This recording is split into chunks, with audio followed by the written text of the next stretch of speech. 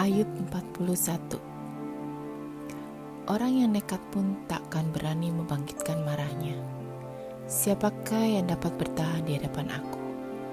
Siapakah yang menghadapi aku, yang kubiarkan tetap selamat? Apa yang ada di seluruh kolong langit adalah kepunyaanku. Aku tidak akan berdiam diri tentang anggota-anggota badannya, tentang keperkasaannya dan perawakannya yang tampan. Siapakah dapat menyingkapkan pakaian luarnya, baju zirahnya yang berlapis dua? Siapakah dapat menembusnya? Siapa dapat membuka pintu moncongnya? Di sekeliling giginya ada kengerian. Punggungnya adalah perisai-perisai yang bersusun, terlekat rapat seperti materai. Rapat hubungannya yang satu dengan yang lain, sehingga angin tidak dapat masuk. Yang satu melekat pada yang lain, bertautan tak terceraikan lagi.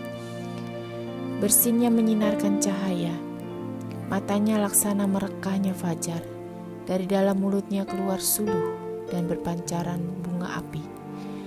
Dari dalam lubang hidungnya mengepul uap, bagaikan dari dalam belanga yang mendidih dan menggelegak isinya.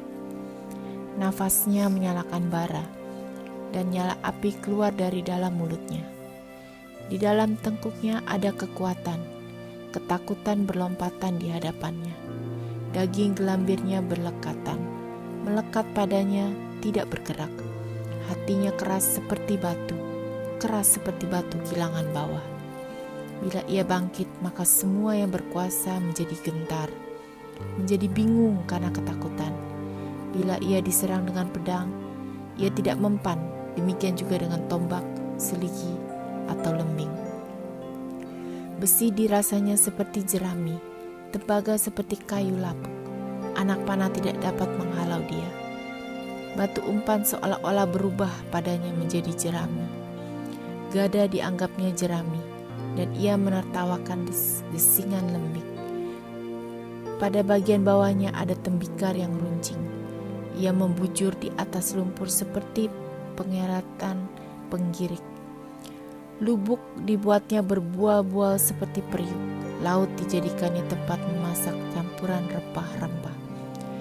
Ia meninggalkan jejak yang bercahaya, sehingga samudera raya disangka orang rambut putih.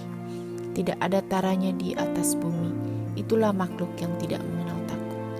Segala yang tinggi takut kepadanya. Ia adalah raja atas segala binatang yang ganas. Ayub 42. Ayub mencabut perkataannya dan menyesalkan diri.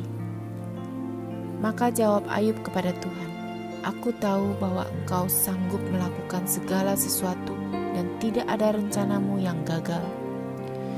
Firman-Mu, siapakah dia yang menyelubungi keputusan tanpa pengetahuan?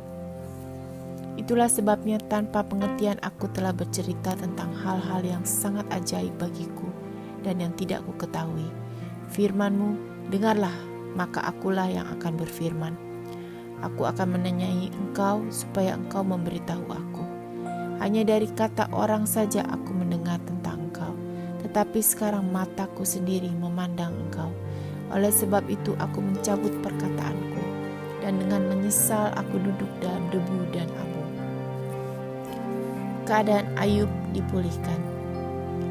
Setelah Tuhan mengucapkan firman itu kepada Ayub, maka firman Tuhan kepada Elifas orang Teman, "Murkaku menyala terhadap engkau dan terhadap kedua sahabatmu, karena kamu tidak berkata benar tentang aku seperti hambaku Ayub. Oleh sebab itu ambillah 7 ekor lembu jantan dan 7 ekor domba jantan dan pergilah kepada hambaku Ayub. Lalu persembahkanlah semuanya itu sebagai korban bakaran untuk dirimu, dan baiklah hambaku Ayub meminta doa untuk kamu, karena hanya permintaannya lah yang akan kuterima, supaya aku tidak melakukan aniaya terhadap kamu. Sebab kamu tidak berkata benar tentang aku seperti hambaku Ayub. Maka pergilah Elifas orang Teman, Bildad orang Suah, dan Zobar orang Naamah. Lalu mereka melakukan seperti apa yang difirmankan Tuhan kepada mereka, dan Tuhan menerima permintaan Ayub. Lalu Tuhan memulihkan keadaan Ayub setelah ia meminta doa untuk sahabat-sahabatnya, dan Tuhan memberikan kepada Ayub 2 kali lipat dari segala kepunyaannya dahulu. Kemudian datanglah kepadanya semua saudaranya, laki-laki dan perempuan, dan semua kenalan yang lama, dan makan bersama-sama dengan dia di rumahnya. Mereka menyatakan turut berduka cita dan menghibur dia oleh karena segala malapetaka yang telah ditimpakan Tuhan kepadanya. Dan mereka masing-masing memberi dia uang 1 kesita dan sebuah cincin emas. Tuhan memberkati Ayub dalam hidupnya yang selanjutnya lebih daripada hidupnya yang dahulu. Ia mendapat 14.000 ekor kambing domba dan 6.000 unta, 1.000 pasang lembu dan 1.000 ekor keledai betina. Ia juga mendapatkan 7 orang anak laki-laki dan 3 orang anak perempuan. Dan anak perempuan yang pertama diberinya nama Yemima, yang kedua Kesia, dan yang ketiga Keren Hapuk. Di seluruh negeri tidak terdapat perempuan yang secantik anak-anak Ayub, dan mereka diberi ayahnya milik pusaka di tengah-tengah saudara-saudaranya laki-laki. Sesudah itu Ayub masih hidup 140 tahun lamanya. Ia melihat anak-anaknya dan cucu-cucunya sampai keturunan yang keempat. Maka matilah Ayub tua dan lanjut umur.